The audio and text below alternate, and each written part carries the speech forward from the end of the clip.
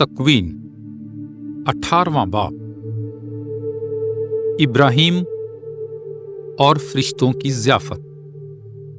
پھر خداوند ممرے کے بلوتوں میں اس پر ظاہر ہوا جب وہ دن کی گرمی کے وقت اپنے خیمے کے دروازے پر بیٹھا تھا، اور اس نے اپنی آنکھیں اٹھائیں تو اسے 3 مرد اپنے سامنے کھڑے نظر آئے۔ وہ انہیں دیکھ کر خیمے کے دروازے سے ان سے ملنے کو دوڑا اور زمین تک اپنا سر جھکایا اور بولا کہ اے میرے آقا، اگر مجھ پر تیرے کرم کی نظر ہے تو اپنے خادم کے پاس سے چلے نہ جائیں کہ میں تھوڑا سا پانی لاتا ہوں، اور آپ اپنے پاؤں دھو کر درخت کے نیچے آرام کریں، اور میں تھوڑی روٹی بنواتا ہوں، تازہ دم ہو کر آگے جائیں، کیونکہ آپ اسی لیے اپنے خادم کے ہاں آئے ہیں۔ اور انہوں نے کہا، جیسا تو نے کہا کر۔ اور ابراہیم جلدی سے خیمے میں سارا کے پاس گیا اور کہا کہ جلدی سے 3 سا آٹا لے اور گوندھ کے پھلکے پکا۔ اور وہ آپ گلے کی طرف دوڑا اور ایک موٹا تازہ بچڑا لا کر ایک نوکر کو دیا، جس نے اسے جلد پکایا۔ تب اس نے دہی اور دودھ اور اس بچڑے کو جو اس نے پکوایا تھا لے کر ان کے سامنے رکھا، اور آپ ان کے پاس درخت کے نیچے کھڑا رہا۔ اور جب وہ کھا چکے تب انہوں نے اسے کہا، تیری بیوی سارا کہاں ہے؟ وہ بولا، وہ خیمے میں ہے۔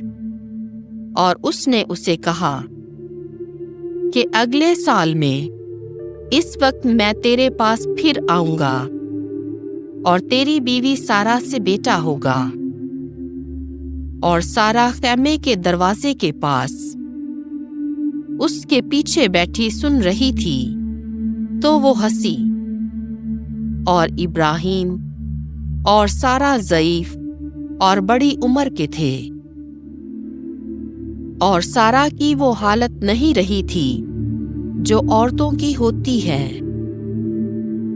اور اس نے اپنے دل میں ہنس کر کہا کہ اس قدر عمر رسیدہ ہونے پر جب میرا خاوند بھی بوڑھا ہے، کیا میں لطف اٹھاؤں؟ اور خداوند نے ابراہیم سے کہا کہ سارا کیوں ہنس کر بولی کہ کیا مجھ جیسی بڑھیا کے واقعی بیٹا ہوگا؟ کیا خداوند کے نزدیک کوئی بات مشکل ہے؟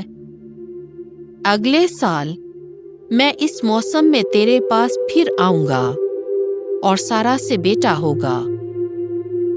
تب سارا نے انکار کر کے کہا کہ میں نہیں ہنسی، کیونکہ وہ ڈری۔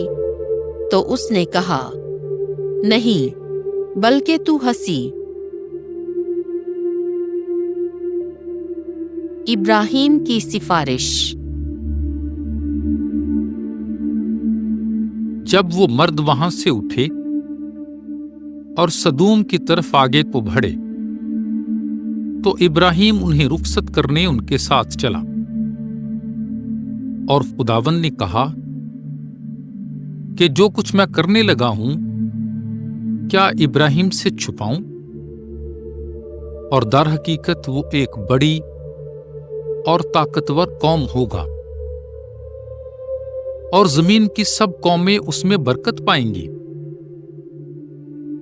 کیونکہ میرا لحاظ اس کے ساتھ اس لیے ہوگا کہ وہ اپنے بیٹوں اور اپنے بعد اپنی نسل کو حکم کرے گا کہ وہ خداوند کی راہ پر قائم رہیں اور عدل اور انصاف کرے تاکہ ابراہیم کے لیے خداوند ان سب باتوں کو جو اس نے اس سے کہی ہیں پورا کرے۔ اور خداوند نے کہا کہ سدوم اور عمورہ کا شور بڑھ گیا اور ان کا جرم نہایت سنگین ہو گیا ہے، اس لیے میں اب جا کر دیکھوں گا کہ کیا انہوں نے سراسر ویسا ہی کیا ہے جیسا شور مجھ تک پہنچا ہے، نہیں تو میں دریافت کروں گا۔ تب وہ مرد وہاں سے پھر کر سدوم کی طرف چلے،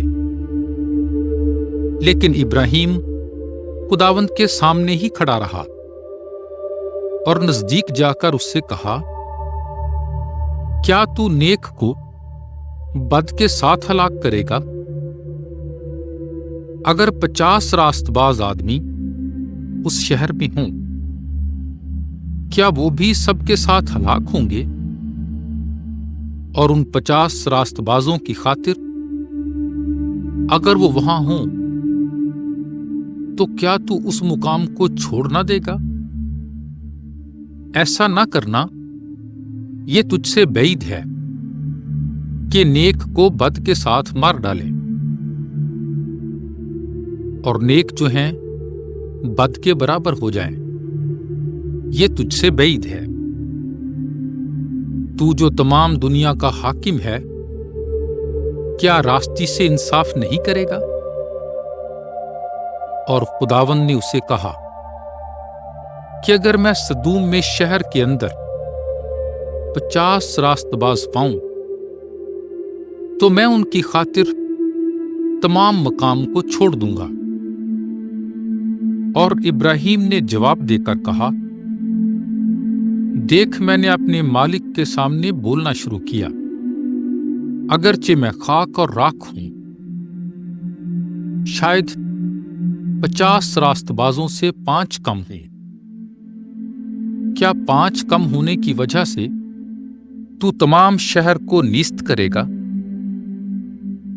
اور اس نے کہا، اگر میں وہاں 45 پاؤں تو اسے نیست نہ کروں گا۔ اور پھر اس نے اس سے کہا، اگر وہاں 40 پائے جائیں۔ اس نے کہا، میں ان 40 کی خاطر بھی اسے نیست نہ کروں گا۔ پھر اس نے کہا، اے خداوند، اگر میں بولوں تو خفا نہ ہونا، شاید وہاں 30 پائے جائیں۔ اس نے جواب میں کہا، اگر میں وہاں 30 پاؤں تو میں یہ نہ کروں گا۔ اس نے کہا، میں نے اپنے مالک کے سامنے بولنے میں گستاخی کی ہے، اگر وہاں 20 پائے جائیں۔ وہ بولا، میں 20 کی خاطر اسے نیست نہ کروں گا۔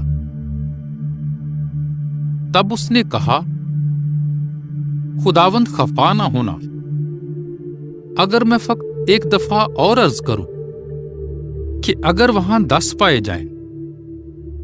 وہ بولا، میں 10 کی خاطر بھی اسے نیست نہ کروں گا۔